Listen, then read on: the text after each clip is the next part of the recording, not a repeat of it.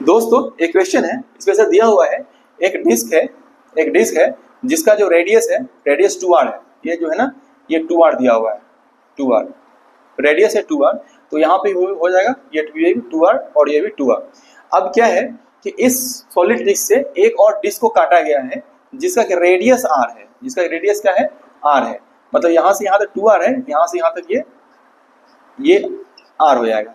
आपसे क्या पूछा गया है, इस डिस्क को काटने के बाद जो बचा हुआ पोर्शन है डिस्क का, जो बचा हुआ सॉलिड पोर्शन है डिस्क का, उसका सेंटर ऑफ मास का पोजीशन क्या रहेगा with respect to the this point. ठीक है, आइए हम निकालते हैं।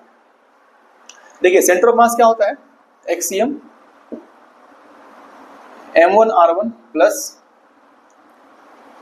m2r2 divided by m1 plus m2। यहाँ पे क्या है, यहाँ पे मास का एडिशन नहीं है, मतलब मास का रिमूव किया गया है। तो ये जो साइन होगा ये माइनस हो जाएगा, है ना, ये साइन जो होता है वो माइनस हो जाता है, m1 माइनस m2 हो जाएगा।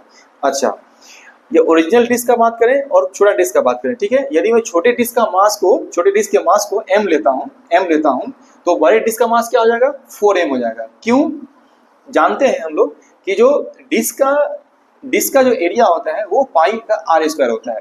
यदि रेडियस को आपने 2 टाइम्स किया है तो मास क्या हो जाएगा, 4 टाइम्स हो जाएगा। ठीक है ना, तो छोटे का यदि मास m है तो बड़े का मास जो होगा वो 4m हो जाएगा। बस इसको यहाँ पे पुट कर दीजिए, ये हो जाएगा m1 मैं छोटे को लेता हूँ तो m1 मतलब m इंटू r1।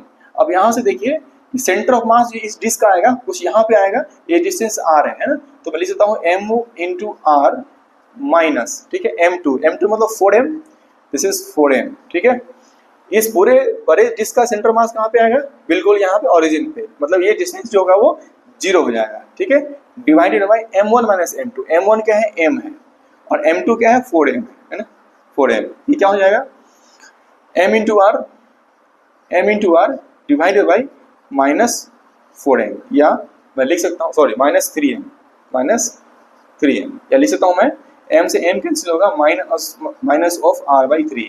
तो ये इंडिकेट करता है कि जो उसका सेंटर ऑफ मास होगा वो प्लस में नहीं होगा, माइनस में होगा, और कितने डिस्टेंस पे होगा, r बाई 3 पे होगा, है ना, ये r बाई 3 पे होगा। ये सेंटर ऑफ मास आएगा इसका।